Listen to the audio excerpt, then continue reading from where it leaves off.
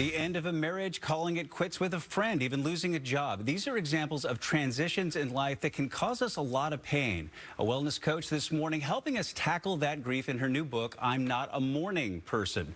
Braving loss, grief, and the big messy emotions that happen when life falls apart. And she joins us live now with more. New York Times bestselling author Chris Carr is with us. Good morning to you. Good morning. Yeah, great to have you here, and such an important topic. Can you just kind of bottom line it for us? What's the main message to readers here? Absolutely. So, unfortunately, we live in a grief-phobic, messy, emotions-averse society, and yet so many of us have been struggling with loss and grief and what I call life ruptures. And so if you find yourself in that place where you think that the rug has been pulled out from under you, what I want you to know is you're not alone and that there is hope and there is a way to move through this time. What inspired you to write this book?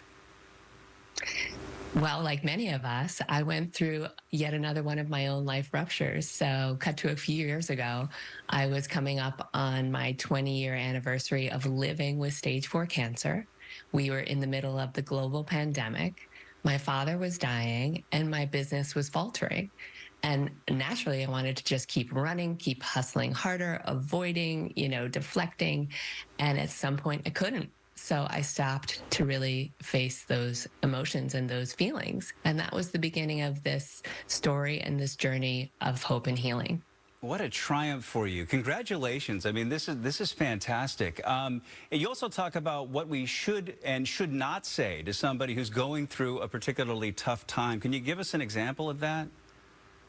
So no shame, no, blame if you've done any of these things. I think we all are trying to connect with one another. We want to help people feel better.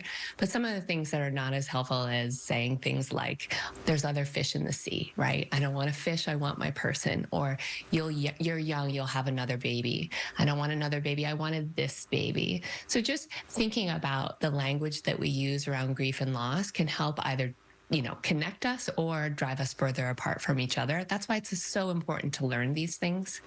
And you also talk about anticipatory grief. Can you explain that? Grief happens long before a loss, which was something that I was so shocked about. And the thing is that many of us will feel this, but we don't know what to do with it because we don't know how to process grief. So we might feel ashamed, we might feel guilty, and we may, feel a lot more discomfort as a result of not understanding that what this is anticipatory grief. Chris Carr, thank you so much for your time. We appreciate you. And again, the book is called I'm Not a Mourning Person. Good stuff.